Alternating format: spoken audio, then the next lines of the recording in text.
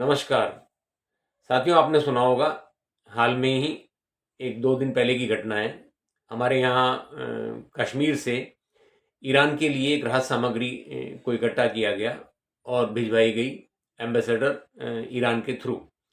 और उसमें ऐसा सुनने में आया कि 500 करोड़ से ऊपर का उसमें कलेक्शन हुआ, जिसमें पैसा भी था, सोना चांदी वगैरह, बर्तन और कुछ प्रेशियस आइटम मिला के ये करीब 500 करोड़ से ऊपर की सहायता हुई और ये भिजवाई गई। इसका ईरानी दूतावास ने स्वागत किया। एक महिला का भी फोटो छापते हुए कश्मीरियों का स्वागत किया, शिया जो मुस्लिम हैं उनका, और साथ ही भारत सरकार को भी धन्यवाद दिया गया। लेकिन इसके बाद क्या होता है? इसके बाद पाकिस्तान से एक पत्रकार हैं, उन्होंने ईरान को धमकी भरे लहजे के अंदर लिखा कि आप ये कश्मीर को जो कश्मीरियों को जो स्वागत कर रहे हैं, इसके साथ भारत को कैसे धन्यवाद दिया जा रहा है। तो ईरान के कान खड़े हुए कि ये तो गलत हो गया, कि कश्मीर तो भारत का हिस्सा है ही नहीं, क्योंकि वो कभी मानते ही नहीं आए।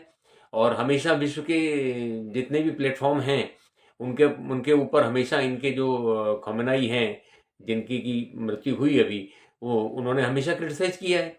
मैंने मेरे प्रीवियस वीडियोस में भी इस बात का खुलासा किया है कि 1981 में क्या हुआ था कश्मीर में, किस तरह से एक आंदोलन उन्होंने स्टार्ट करने वो यहाँ आए थे।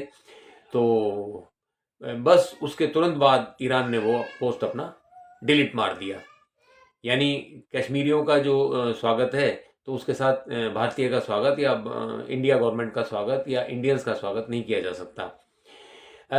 साथियों, मेरा मानना ये है कि जब भी शांति हो, हम तो चाहते हैं जितना जल्दी हो जाए शांति हो जाए। अभी तो 5 दिन के लिए तो युद्ध विराम हो ही चुका है। तो भारत सरकार को भी कोई ऐसा पैकेज एक लाना चाहिए, इन देशों से बातचीत करनी चाहिए कि जिनका बहुत ज़्यादा मन है कश्मीर की तरफ, सॉरी पाकिस्तान की तरफ है, ईरान की तरफ है, लेबनान की तरफ है, या गजा फिलिस्तीन की तरफ है, उनको एक बार विजिट जरूर कराया जाए। तो उनको पता लगेगा वो किस मौज में भारत में जी रहे हैं और वहाँ की हालात क्या हैं। हालांकि ऐसा कुछ नहीं है कि कोई समझता नहीं है। आज के दौर में हर चीज़ जो है सोशल मीडिया के ऊपर अवेलेबल है। अब कोई आंख ही बंद कर ले, उससे आंख मूंद ले, तो उसका तो कुछ नहीं किया जा सकता। मैं थोड़ा पाकिस्तान की हालत पढ़ रहा था कि पाकिस्तान की हालात क्या हैं, कि जो वो आज हर तरह से विरोध में या किसी तरह से की धौंस में, रौब में, जैसे भी वो रहता है, लेकिन अंदरूनी स्थिति क्या है। हमारे भारत के अंदर ना गैस पे, ना पेट्रोल पे, ना किसी कोई स्वास्थ्य संबंधी कोई किसी बात पर कहीं कोई इंक्रीज नहीं हुआ, किसी तरह का कोई डिस्टरबेंस नहीं हुआ। सब कुछ वैसा ही चल रहा है जैसा आज से 1 महीना पहले चल रहा था, उसमें कोई चेंज नहीं है। लेकिन पाकिस्तान की स्थिति क्या है, ज़रा एक नज़र कर ली जाए। जैसा मुझे जानकारी मिली है, और बिल्कुल ऑथेंटिक जानकारी मैं बता रहा हूँ, 15 दिन के लिए स्कूलें बंद हैं। ऑफिस 50% स्टाफ के साथ में वीक में 4 दिन खुलेगा। 30% गवर्नमेंट एम्प्लॉयज़ की सैलरी कम कर दी गई है। ट्रैफिक में एकदम भीड़ बहुत नदारद है, एकदम खाली खाली रोड्स नज़र आ रहे हैं। और उच्च अधिकारियों की और नेताओं के 50% जो उनकी सैंक्शन थी किलोमीटर ट्रैवल की, उसको कम कर दिया गया है।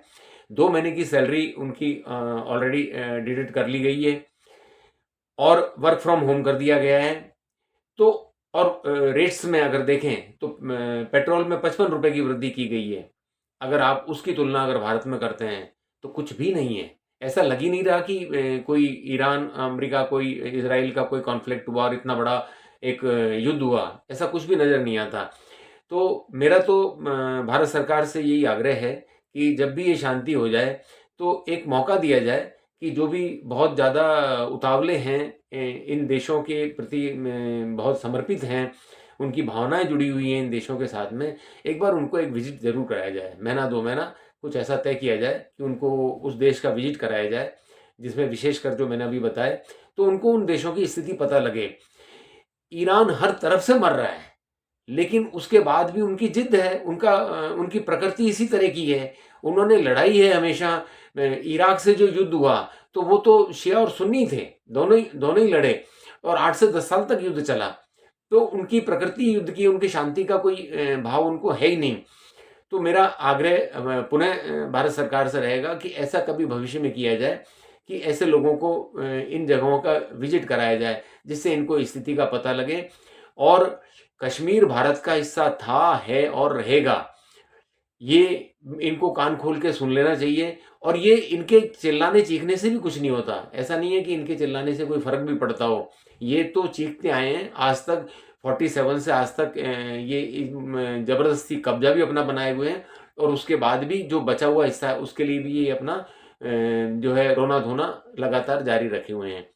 तो मेरा निवेदन भारत सरकार से जो है मैंने कर ही दिया। मैं समझता हूँ शायद हो सकता है आप में से भी कुछ मेरे जो व्यूवर्स हैं उनका भी ऐसा मत हो। अगर ऐसा मत हो तो कृपया मुझे कमेंट करें। और कंटेंट अगर अच्छा लगा हो तो कृपया शेयर करें, लाइक करें और सब्सक्राइब अवश्य करें। धन्यवाद।